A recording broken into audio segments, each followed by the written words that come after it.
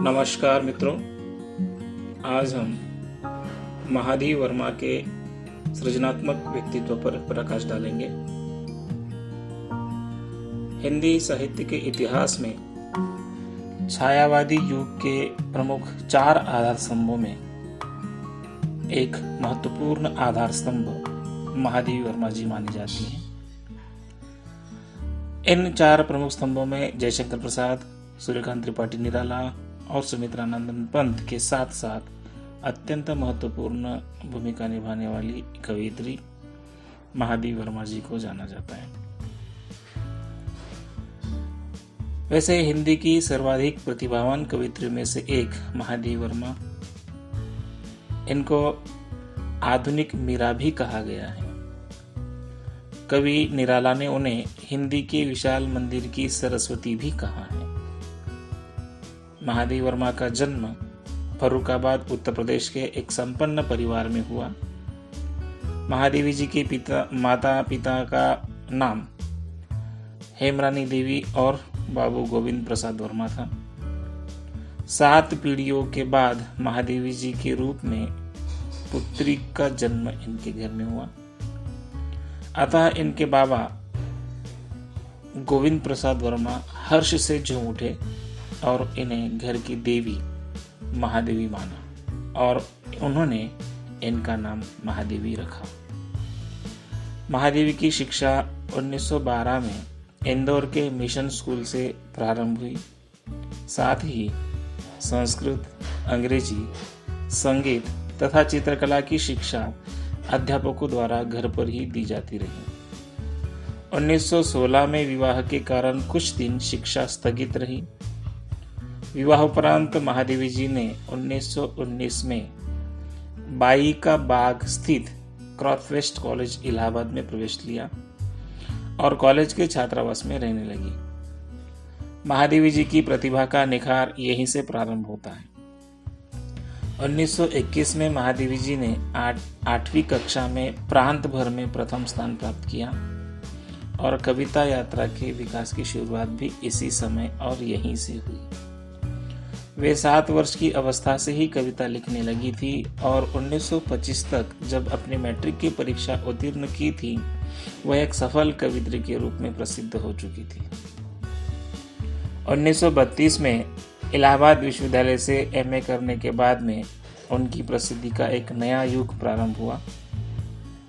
भगवान बुद्ध के प्रति गहन भक्तिमय अनुराग होने के कारण और अपने बाल विवाह के अवसाद को झेलने वाली महादेवी बौद्ध भिक्षु बनना चाहती थी। कुछ समय बाद महात्मा गांधी के संपर्क और प्रेरणा से उनका मन सामाजिक कार्यों की ओर उन्मुख हो गया। प्रयाग विश्वविद्यालय से संस्कृत साहित्य में एमए करने के बाद प्रयाग महिला विद्यापीठ की प्रधानाचार्य का पद संभाला और चांद का निःशुल्क संपादन भी महादेव वर्मा ने किया। ऐसी महादेव वर्मा की जो रचनात्मक कृतियां हैं उसके ऊपर एक हम दृष्टि डालते हैं। कविता संग्रहों में इनके 8 कविता संग्रह बड़े चर्चित हैं, प्रसिद्ध हैं। इनका पहला कविता संग्रह है निहार नामक, जो 1930 में प्रकाशित हुआ।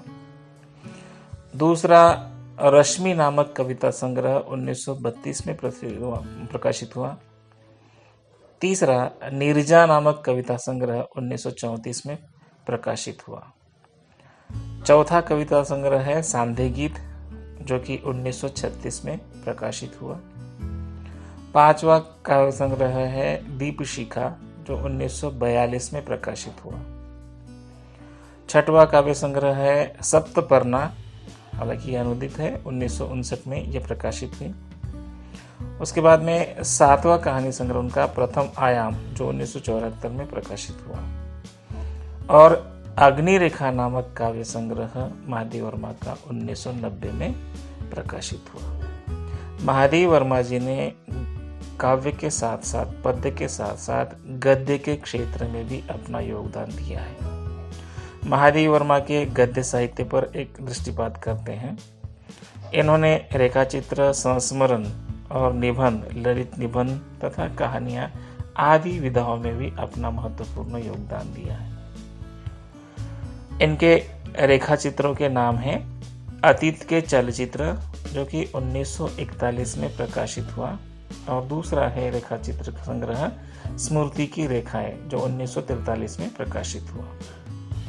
इसके साथ ही संस्मरण विधा में भी महादेव वर्मा ने महत्वपूर्ण योगदान दिया है, जिसमें पथ के साथी नामक ये जो संस्मरण है 1956 में प्रकाशित हुआ, और दूसरा उनका संस्मरण का नाम है मेरा परिवार, जो कि 1972 को प्रकाशित हुआ, और संस्मरण नामक शीर्षक से ही 1983 में भी एक उनकी रचना प्रकाशित हुई है। निबंध के क्षेत्र में जो महादेव वर्मा ने अपना योगदान दिया है उसके ऊपर एक नज़र डालते हैं।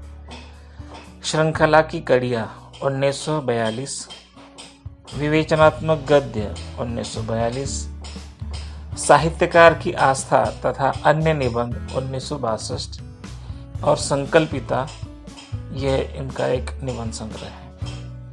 इसके साथ ही ललित निबंध के क्षेत्र में एक रचना इनकी आती है जिसका नाम है क्षणदा, जो कि 1956 में प्रकाशित हुई। कहानियों के क्षेत्र में भी एक कहानी संग्रह का उल्लेख मिलता है जिसका नाम गिल्लू है। ये जो विविध क्षेत्र में, विविध गद्य और पद्य के क्षेत्र में महादेव वर्मा ने जो योगदान दिया है, इस योगदान को हम अभी तक देख रहे थे। इसके अतिरिक्त संस्मरण, रेखाचित्र और निबंधों का संग्रह हिमालय नाम से 1963 में प्रकाशित हुआ है। अन्य निबंध में संकल्पिता तथा विविध संकलनों में स्मारिका, स्मृति चित्र, संभाषण, चयन, दृष्टिबोध उल्लेखनीय है। वे अपने समय की लोकप्रिय पत्रिका चांद तथा साहित्यकार मासिक पत्रिका की संपादक भी रही हैं।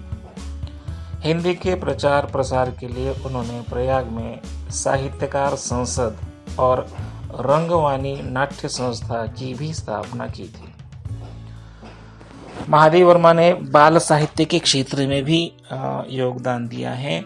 महादेव वर्मा की बाल कविताओं के 2 संकलन अभी तक प्रकाशित हो चुके हैं, जिसमें पहले संकलन का नाम है ठाकुर जी भोले है, और दूसरा संकलन है आज खरीदेंगे हम ज्वाला। ये जो उनका साहित्यिक योगदान है, उस साहित्यिक योगदान को मद्देनजर रखते हुए उनको विभिन्न पुरस्कारों से सम्मानित भी किया गया है, पुरस्कृत भी किया गया है। उन्हें प्राप्त सम्मान और पुरस्कार के ऊपर एक नज़र डालते हैं। 1943 में उन्हें मंगला प्रसाद पारितोषिक एवं भारत भारती पुरस्कार से सम्मानित किया गया। स्वाधीनता के बाद 1952 में वे उत्तर प्रदेश विधान परिषद की सदस्य मनोनीत की गई थी। 1956 में भारत सरकार ने उनकी साहित्यिक सेवा के लिए पद्म भूषण की उपाधि भी उनको प्रदान की थी। 1979 में साहित्य अकादमी की सदस्यता ग्रहण करने वाली वे पहली महिला थी। 1988 में उन्हें मरणोपरांत भारत सरकार की पद्म विभूषण उपाधि से सम्मानित किया गया। सन 1969 में विक्रम विश्वविद्यालय, 1977 में कुमाऊं विश्वविद्यालय नैनीताल, 1980 में दिल्ली विश्वविद्यालय तथा 1984 में बनारस हिंदू विश्वविद्यालय वाराणसी ने उन्हें डीलिट की उपाधि से सम्मानित किया है। इससे पूर्व महादेव वर्मा को निर्जा के लिए 1934 में सक्सेरिया पुरस्कार, 1942 में स्मृति की रेखाएं के लिए द्विवेदी पदक प्राप्त हुए हैं। यामा नामक काव्य संकलन के लिए उन्हें भारत का सर्वोच्च साहित्यिक सम्मान ज्ञानपीठ पुरस्कार से सम्मानित किया गया। उनके ज्ञानपीठ पुरस्कार प्राप्त रचना का नाम यामा है। यामा नामक जो उनका काव्य संकलन है, उसके लिए भारत सरकार के द्वारा दिया जाने वाला ये सर्वोच्च पुरस्कार, ज्ञानपीठ पुरस्कार, उनको प्रदान किया गया है। वे भारत की 50 सबसे यशस्वी महिलाओं में से एक मानी जाती है, या हम ये भी कह सकते हैं कि भारत की 50 सबसे यशस्वी महिलाओं में भी उनका नाम शामिल है।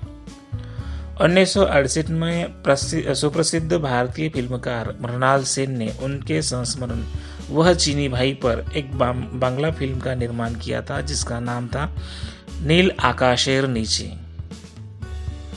जो चीनी भाई नाम का उनका संस्मरण है और उसके ऊपर एक बांग्ला फिल्म बनी हुई है जिसका निर्माण मृणाल सेन ने किया है और उस फिल्म का नाम है नील आकाशेर नीचे। 16 सितंबर 1991 को भारत सरकार के डाकतार विभाग ने जयशंकर प्रसाद के साथ उनके सम्मान में 2 रुपए का एक युगल टिकट भी जारी किया था।